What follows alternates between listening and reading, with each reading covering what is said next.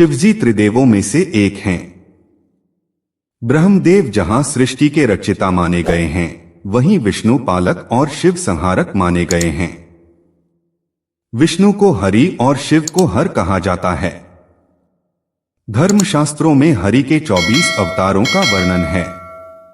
उसी प्रकार हर के 19 अवतारों का उल्लेख है। यहां आज हम आपको शिव महापुराण में बताए गए शिव जी के कुछ अंश अवतारों का उल्लेख करेंगे। शिवजी के 11 रुद्रावतार जो हुए वे इस प्रकार हैं: महाकाल, तारा, भुवनेश, षोडश, भैरव, छिन्नमस्तक गिरिजा, धूम्रवान, बगलामुख, मातंग और कमल। शिवजी ने कई रुद्रावतार लिए, जिनमें 11वें रुद्र अवतार महावीर हनुमान माने गए हैं। शिवजी का पहला स्वरूप महाकाल को माना गया है। यही वह रूप है जो संहार का प्रतीक है। इन्हें काल भी कहा जाता है। जब कोई भी प्राणी देह त्यागता है तो काल का नाम आता है। बहुत सारे भक्तजन शिवजी को महाकाल ही कहते हैं। माता सती और उनके पिता राजा दक्ष प्रजापति को आप लोग जानते ही होंगे। इसके अलावा आप लोगों ने माता सती कथा भी सुनी होगी। लेकिन क्या आप जानते हैं कि भगवान शिव ने क्रोध में आकर राजा दक्ष का सिर काटकर उन्हें बकरे का सिर लगा दिया था। उत्तराखंड के हरिद्वार में कनखल गांव में दक्षेश्वर महादेव मंदिर स्थित है। ये वही मंदिर है जहां राजा दक्ष ने एक भव्य यज्ञ का आयोजन किया था, जिसमें सभी देवी देवताओं, ऋषियों और संतों को तो आमंत्रित किया गया था, परंतु भगवान शंकर को आमंत्रित नहीं किया गया था। राजा दक्ष द्वारा शिव का अपमान माता सती सहन नहीं कर पाई और यज्ञ की अग्नि में कूदकर अपने प्राण त्याग दिए थे। जब ये बात महादेव को पता लगी तो उन्होंने गुस्से में दक्ष का सिर काट दिया। देवताओं के अनुरोध पर भगवान शिव ने राजा दक्ष को जीवन दान दिया और उस पर बकरे का सिर लगा दिया।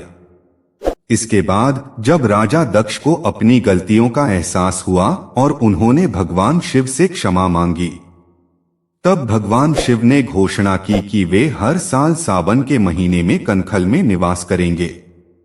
भगवान शिव के अनेक नाम हैं, जैसे शंकर, महादेव, महेश, उमापति आदि।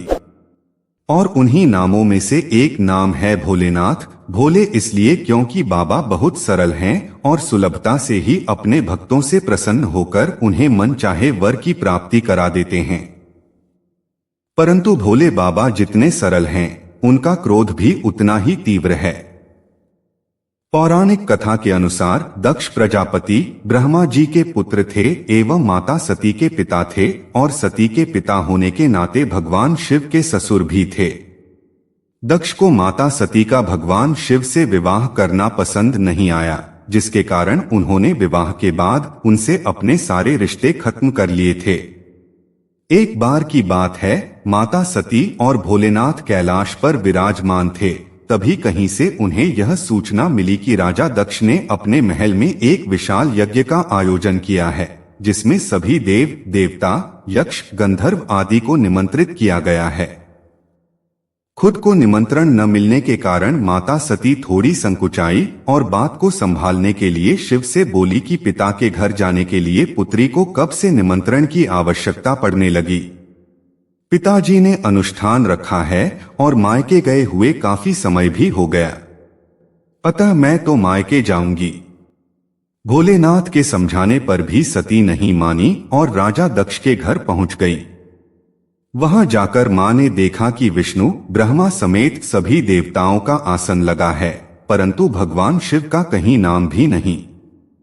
तभी राजा दक्ष ने भी सती से दुर्व्यवहार किया, जिससे रुष्ट होकर माता सती ने हवन कुंड में कूदकर अपने प्राणों की आहुति दे दी। यह बात जब भगवान शिव को पता लगी तो उनके क्रोध का ठिकाना नहीं रहा। भगवान शिव यज्ञस्थली में उपस्थित हो गए।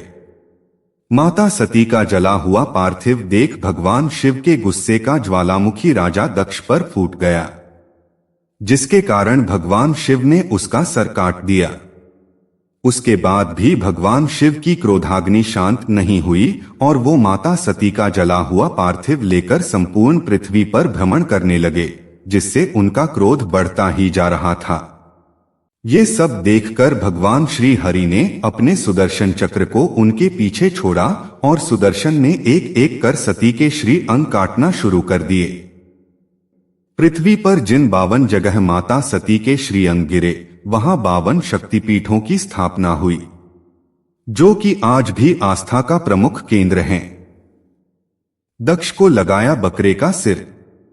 जब काफी समय बाद देवों की प्रार्थना के कारण बाबा भोलेनाथ का क्रोध शांत हुआ, तब उनके पास ब्रह्मा जी पधारे। ब्रह्मा जी ने भगवान शिव को सती के पुनर्जन्म के बारे में बताकर पहले तो प्रसन्न किया और फिर अपने पुत्र दक्ष के प्राणों की भीख मांगी। तब भोलेनाथ ने दक्ष के सर की जगह एक बकरे का सर लगा दिया और प्रजापति दक्ष को जीवन दान दिया। क्यों लगाया बकरे का सिर? भगवान शिव ने अपने एक गण को कहा कि किसी बकरे का सिर काट कर ले आओ। इस पर ब्रह्मा जी ने पूछा कि बकरे का सिर ही क्यों मंगाया? हाथी का, शेर का, किसी का भी मंगा लेते। भगवान शिव ने कहा कि नंदीश्वर ने दक्ष को श्राप दिया था कि अगले जन्म में ये बकरा बनेगा। भगवान शिव ने सोचा कि अगले जन्म में क्यों, इसी जन्म में बना देता हूं। इसके बाद बकरे का सिर मंगाया और दक्ष के शरीर में जोड़कर उसे जीवित कर दिया। इसके बाद दक्ष ने भगवान शिव की स्तुति की और क्षमा याचना की।